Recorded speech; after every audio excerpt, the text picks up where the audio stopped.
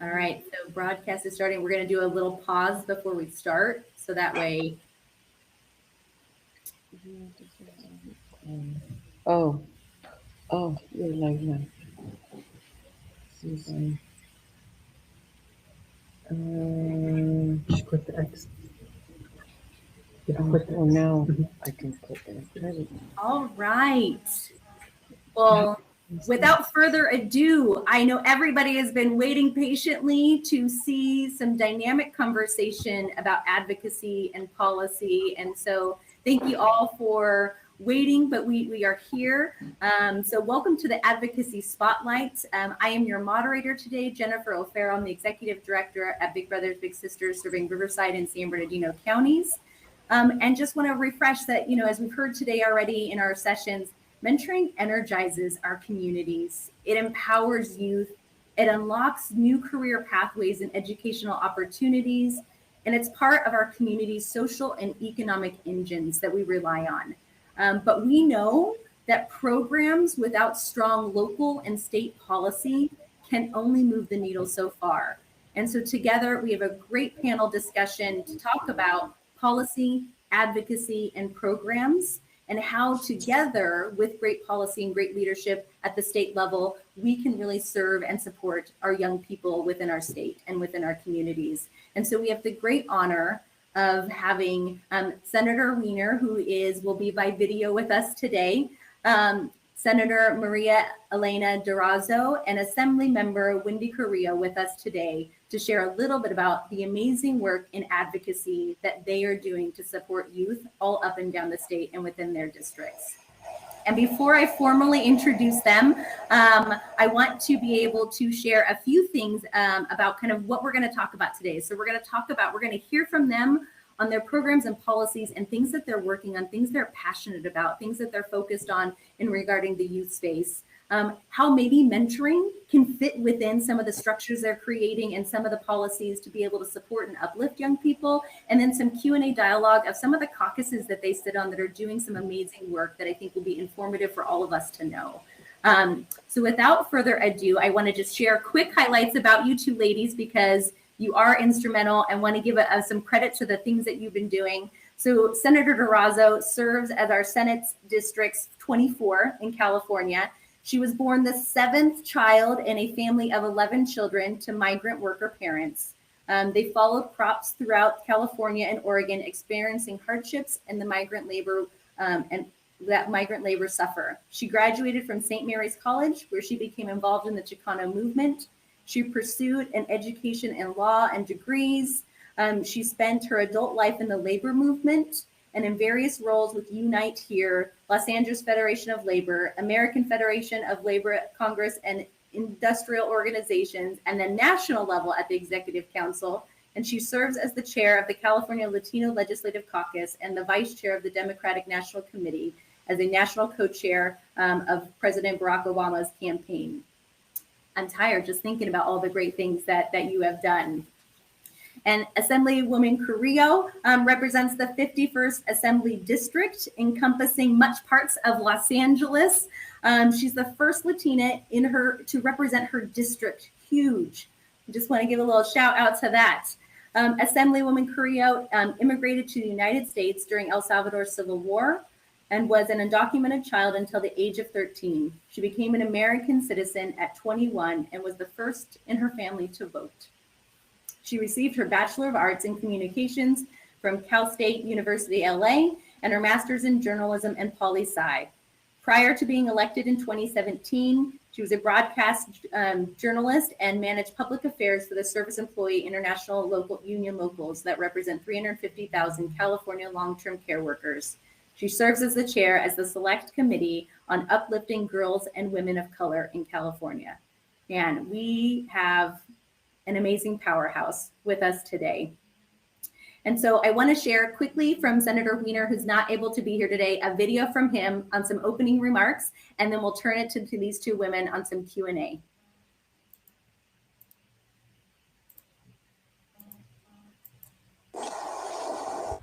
Hi, I'm Senator Scott Wiener. I'm sorry I can't be with you there in person, but I just want to say thank you to the incredible work that you do in mentoring and supporting the development and the success of our youth.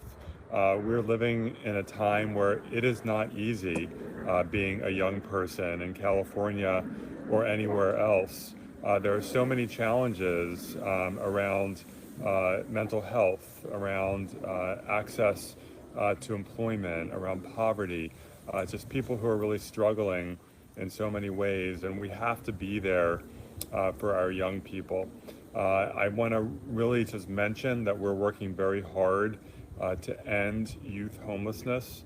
There are far too many young people in California who are unhoused, and most California counties don't even have youth-specific homeless services. So we have worked hard to try to increase resources for young people who are struggling with housing.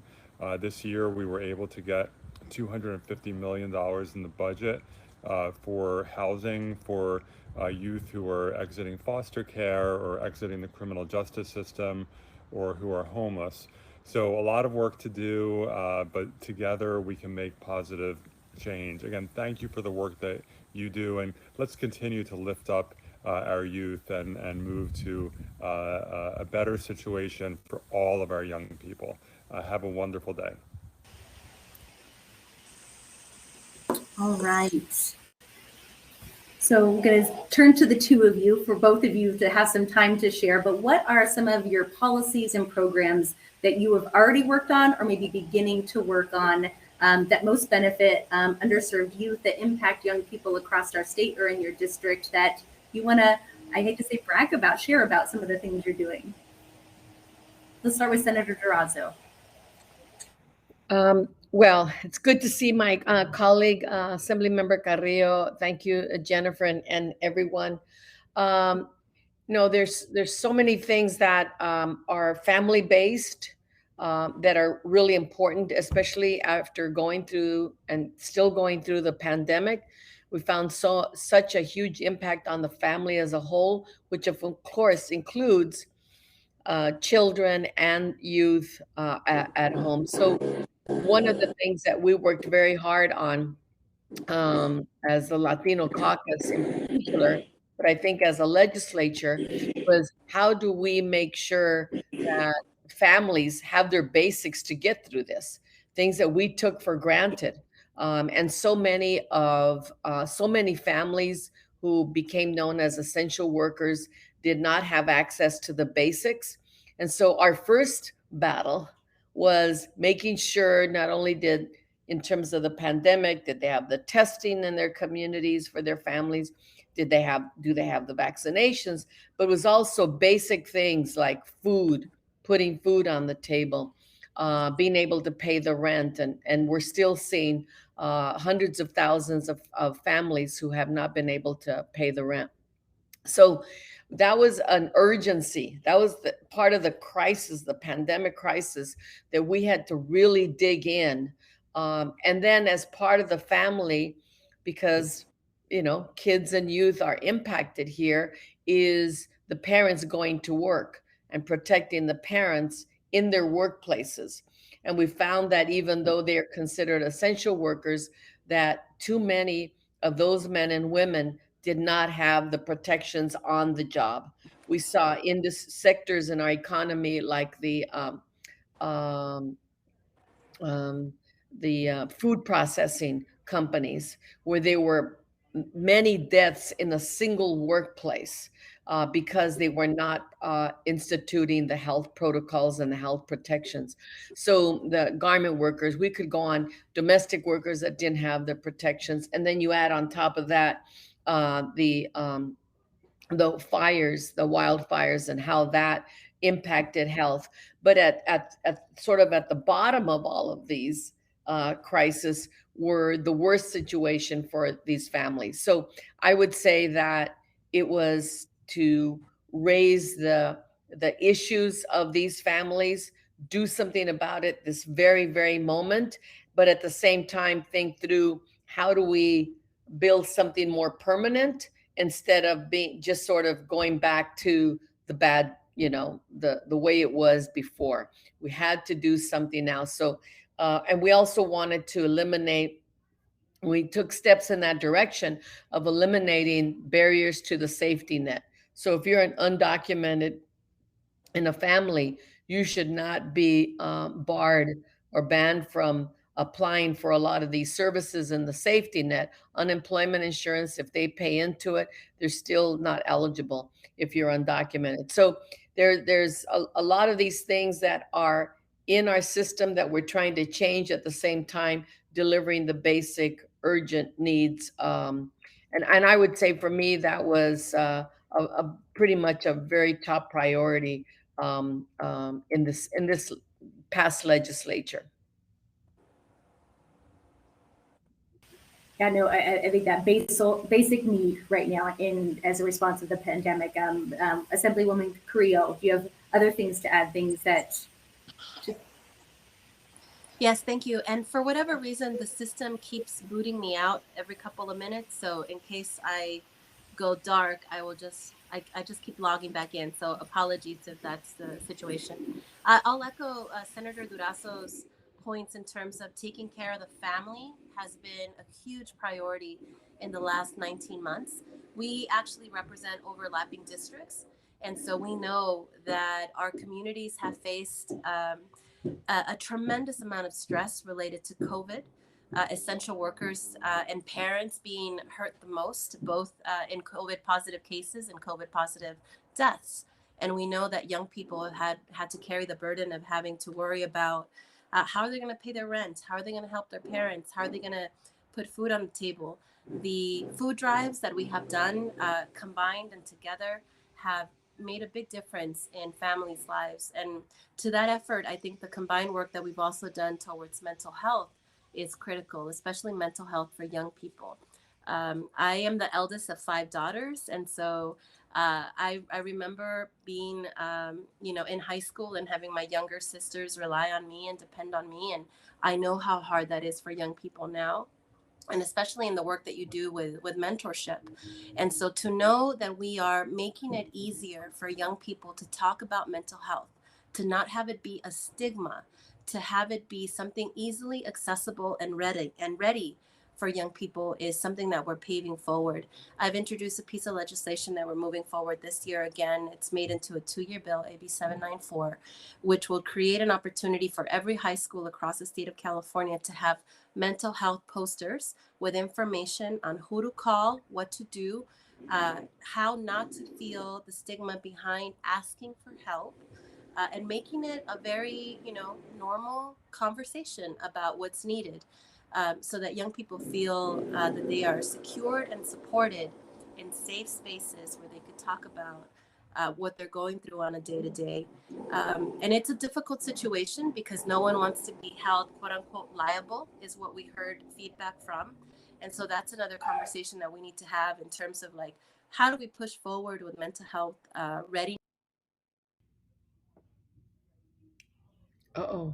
That was one of her moments in the system. But if I can, Senator Garazzo, kind of keep conversation. So talking about basic needs. So looking at stabilizing families, because that stabilizes and supports youth.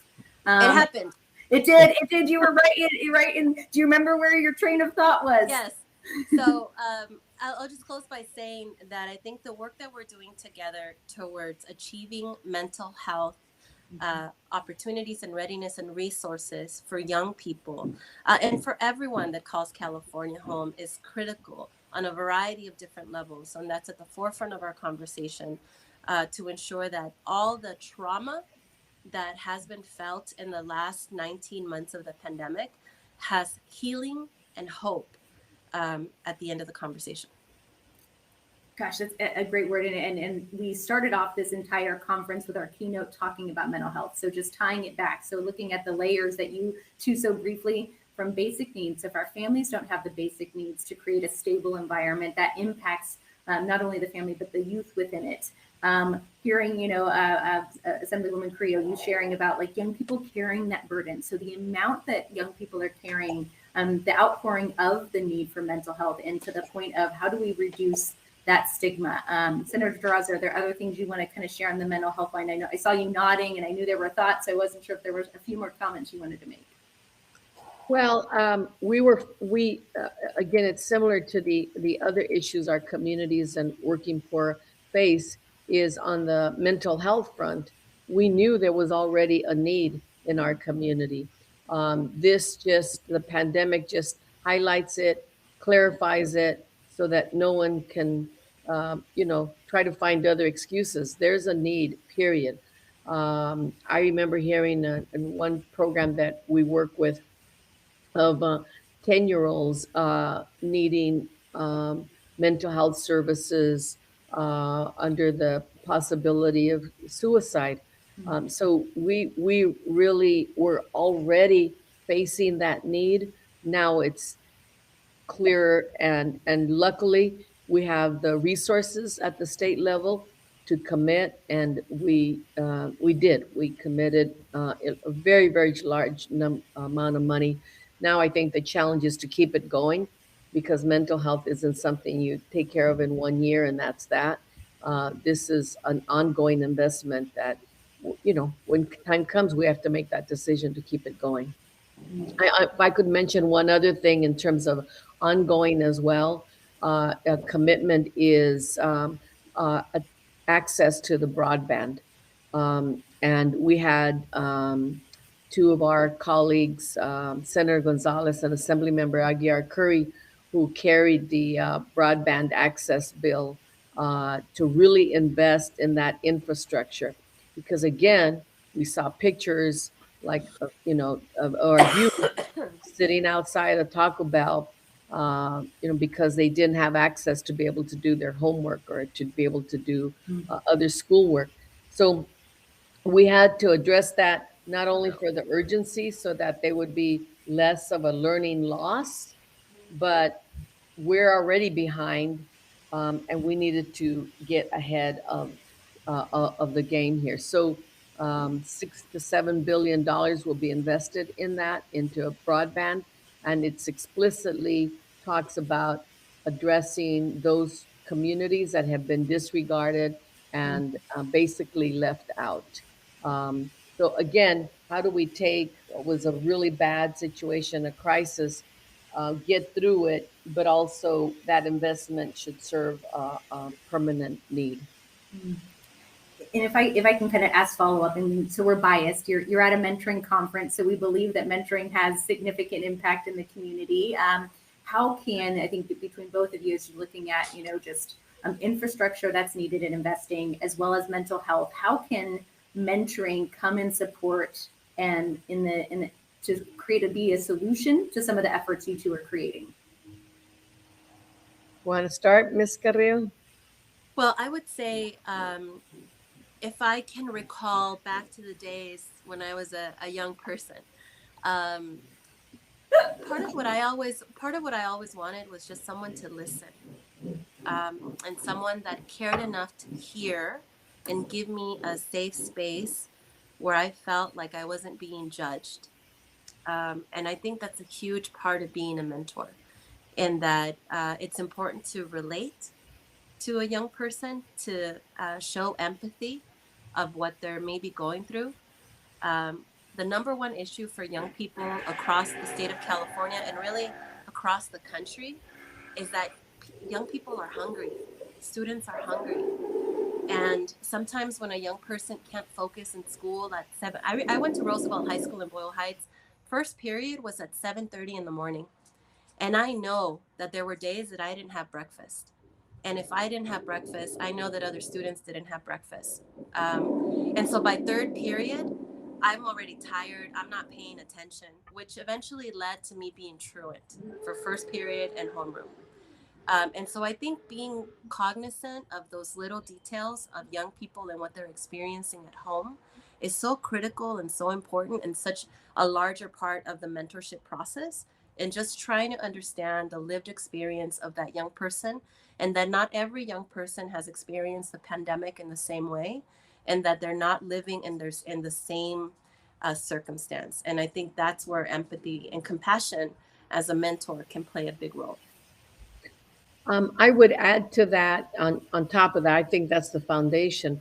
On top of that, I think our youth thinking about what will they be doing in their lives, what are the options, what's out there for them, what in this world awaits them, and that they should have choices, not be um, uh, denied the opportunity to go into fields of work that they might love and they don't know it.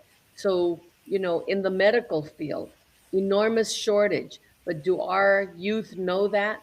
Do they know all the different careers that are available to them in the medical field, in the math field, the science field, and engineering? These, when I was in high school, I would be very intimidated by this. Who knows? I might have been, on the NASA team. Uh,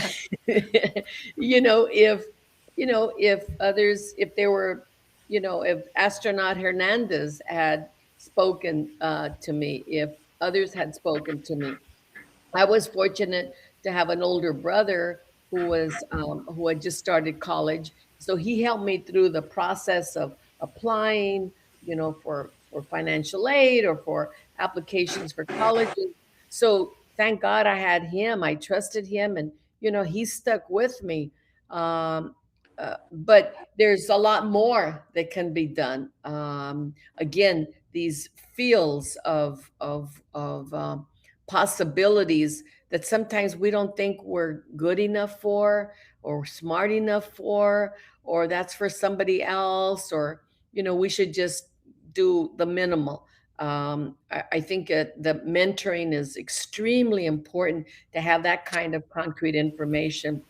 I'll just give you one example. A bill I worked on didn't get through the first time, but a colleague of mine, Senator Wessel, moved it forward, and that was to fund more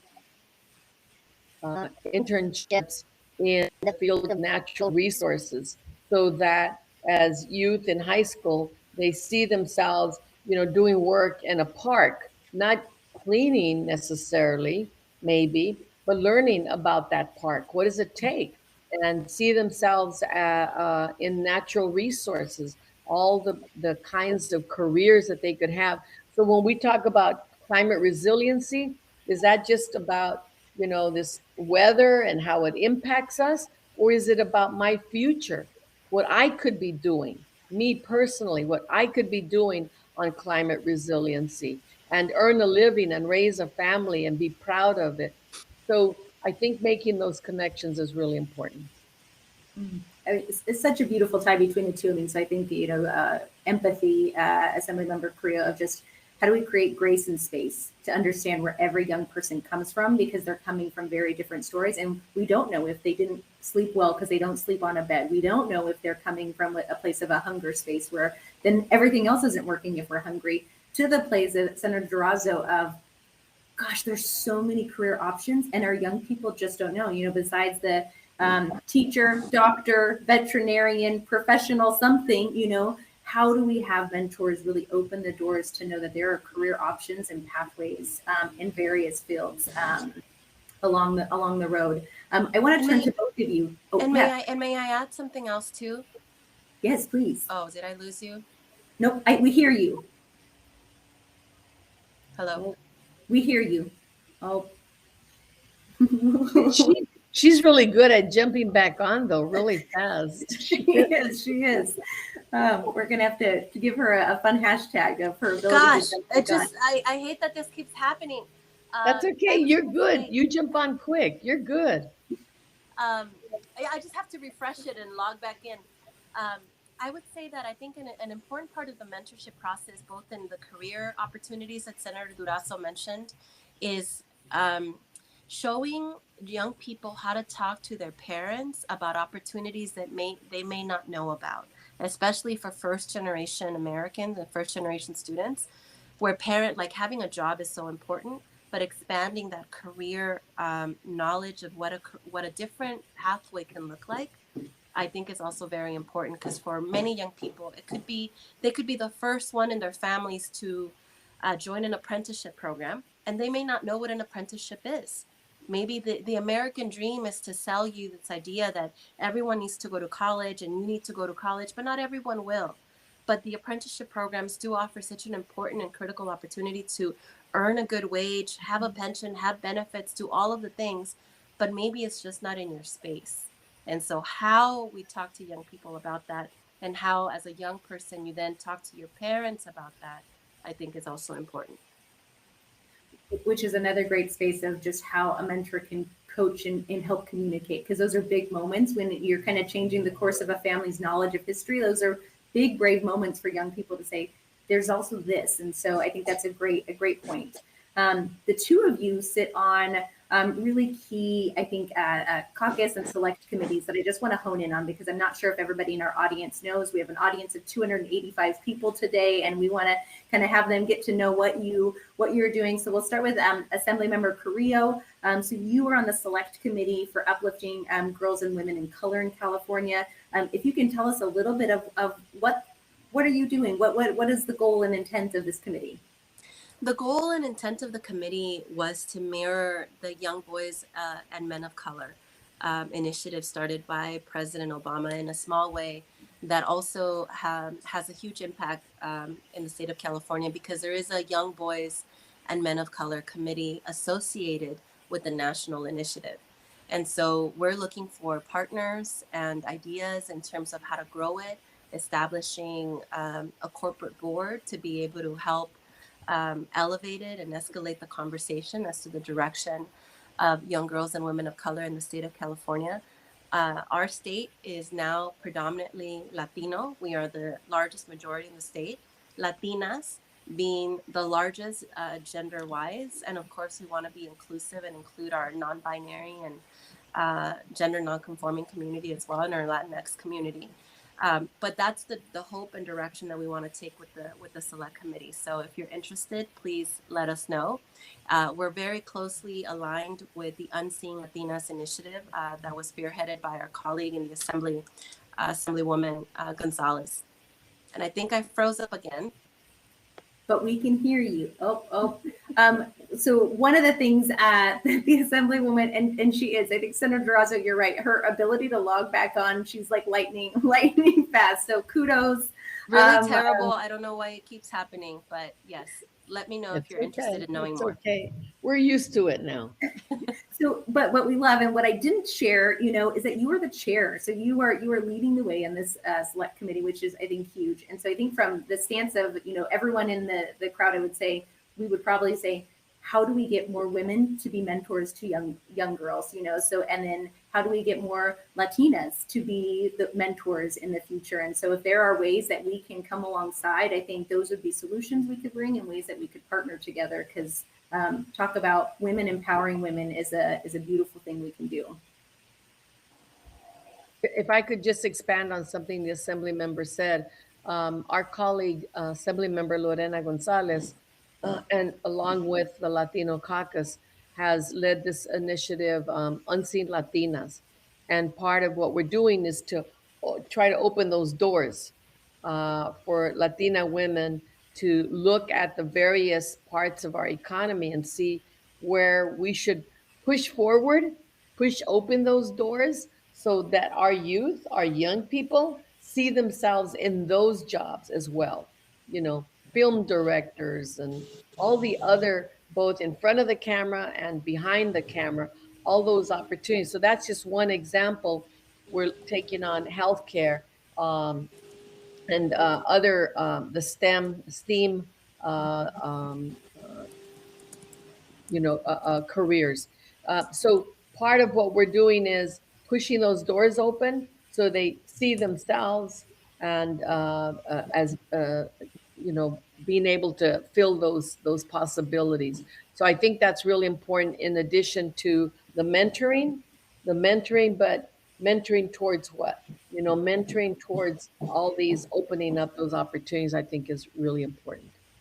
Agree. I mean, I think representation matters. And I think you said, you could have been at NASA, you could have been, and so to be able to see, and Wendy, Assemblywoman, you already answered my next question, because as I say, if people are interested, how do we become involved? And so you've provided in the chat as to reach out to you on that. Senator Garazzo, so you are part of the Latino caucus, and so as kind of tying into what you both communicated, so we are in need of more Latinos and Latinas to be examples of role models, to be mentors in California. How can mentoring play a piece in the role of the caucus, and what does the caucus do if we don't know what a caucus is? Sure. The caucus is made up of 30. Currently, there are 30 state legislators elected to represent their districts of approximately 1 million people. 30 elected Latinos throughout the state of California, from Napa all the way to the border. So we take on what are the policies, what are the needs for the Latino community that needs specific advocating. We each represent our districts, and that is not limited to Latinos. But in addition to that, as a caucus, just like we're also members of the Women's Caucus, is how do we promote issues that impact women? And in both of those, representation is a really big issue. In my first year, we were successful in passing a bill that allows non-citizens to serve on commissions, state commissions, and local commissions and boards. That's an opportunity for our youth to see themselves as part of the political process, part of engaging in a civic way where decisions are made. Lots of decisions are made on boards and commissions. So we changed the law, which said you don't have to be a citizen. You can be a Californian without that status, and that's not going to keep you out of this. And I think that's a great opportunity to get experience um, in that political process. I think that is great. And what you have really teed up for us in this conversation goes to our next session, which is all about volunteer recruitment. And so what I think we're hearing from both of you is representation matters. How do we continue to have active voices for our young people so they can see career options, have empathy? But are there other thoughts that you want to communicate to this audience as we are up and down from Humboldt all the way down to San Diego? And many of us, as I'm seeing in the chat, from LA, so coming from your neck of the woods for the both of you, that you can kind of inspire us, remind us, challenge us to. Always root for the Dodgers. Yeah. Always. In addition to the Dodgers, there is a funding that we got passed. It's called Californians for All College Service Program. And that's now for 6,000 plus part-time service opportunities for college students, to get to do these mentorship internships. And it's on climate action or education. So there are a number of programs like that. And I would urge you to connect with your assembly member or state senator also to let you know about more programs like that. We want to make sure that you all apply for, all these. If you want to go to college, there's a number of ways that you can do it. But if you decide to go to college, a lot of financial aid. That's been a lot of funding for financial aid.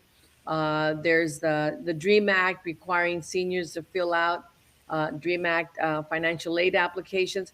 And then finally, I just want to mention we were successful in passing the ethnic studies bill. And this is for high school. High schools are now will be required to graduate. You would have to take at least one ethnic studies course, which is all about what California is. It's about our diversity. It's about knowing who I'm going to school with, what their roots are. I didn't know my roots as far as history until I went and to college and was able to take an ethnic studies course. So there's so much about our beautiful state and nation that ethnic studies will help to create that kind of unity that should exist. So that's something we also passed, and it's going to be really important for this next generation of high school. I would just add, the great outdoors are important. Park access, beach access. I'm still shocked, sometimes when I hear that there are kids in LA, in East LA, that have never been to the beach. And just like that kind of acknowledgement, I think is important. We worked really hard as well to continue doing and accessing resources and funding state dollars to include park access for all and beach access for all. And I think that's a huge part of being conscious about our environment. Young people are really tuned into climate justice, which is also tied into economic justice. And I think those are really critical things to think about when we think about young people in the next generation or 7 generations to come. Um, Identity is important, having pride from where you come from, to the senator's point about AB 101, which is critical. Um, and again, I would just leave you with the thought of empathy again, empathy and compassion of trying to understand where young people are coming from. And if you come across a young person who is challenging, oftentimes, in my own personal experience, it's been because they also need a little bit of tough love, and someone that cares enough to care about them and to set them in the right direction, if that makes sense. And I think, oftentimes we see young people, you see a 16-year-old, and they may be tall or big or whatever that looks like, and they may act as an adult, but they're still children. And we need to ensure that they have love and support and encouragement, and that they have an opportunity to see themselves in a different space other than the space that they're in, and to encourage them to think broader and think big, and to the senator's point, maybe even think about being an astronaut. I recently went to go see Hamilton again, and I was sharing with someone that I got introduced to the theater and to musicals and opera through a junior high school program that took me to the Pantages when I was about 12 or 13. And that was the only and first time. And so for many, like for kids in my community, that may be the first opportunity that they're going to someplace new.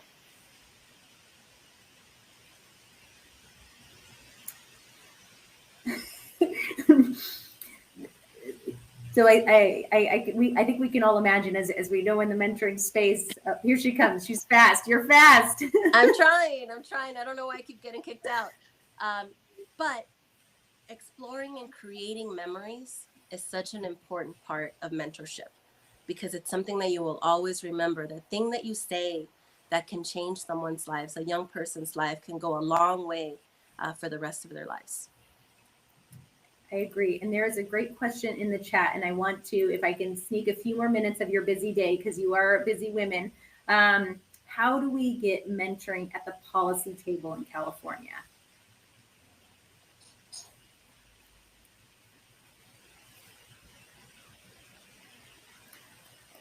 Oh, Senator Gerazzo, for some reason we don't hear you now. That's a really good question of how do we sort of centralize the need for mentoring programs. Usually they come, the request for, support or a policy or comes by virtue of a particular sector or economy, like UC Merced is getting funding, right, to grow the pipeline to medical fields. So it's usually from that point of view. I think that's a really good challenge for us, is how can we centralize advocacy for mentorship programs? Just like, I'm trying to, with workforce development and training and apprenticeships, we're trying to centralize those. I think that's a really great challenge. How can we centralize and bring a greater, elevate the issue of mentorship? So I'll certainly talk about it with my colleagues. Well, and because I think what I've heard you to say, I think is key, is that mentoring fits in the social emotional space of where young people are at their basic needs: mental health, emotional space and health, academic supports, college career options, and then kind of we're building the workforce development pipeline, the future leaders, and giving them those options. And so mentoring kind of serves as a backbone behind all of those. So I think if we could, continue to have dialogue with you, explore with the two of you. What does policy, what does mentoring at the policy table look like? I think we could see with our thousands of young people a change over the next 5 years. So, Great. Well, Assemblymember Carrillo, you are a ninja of being lightning fast, of logging back in. Thank you for being gracious to us in this time of technical difficulties, but you did it. And it was seamless. You knew where you ended and jumped right back in. Thank you. Senator Gerazzo, thank you for all that you do. And we're so grateful to have the two of you and to share time with the two of you that you've just given this audience and given us to remind us of why we do what we do, but remind us that policy and program and what we do together needs to be in tandem. So thank you both. Appreciate you both. And there she goes again. There she goes. That's a great way to end. Classic. Thanks, Jennifer. Take care, everybody.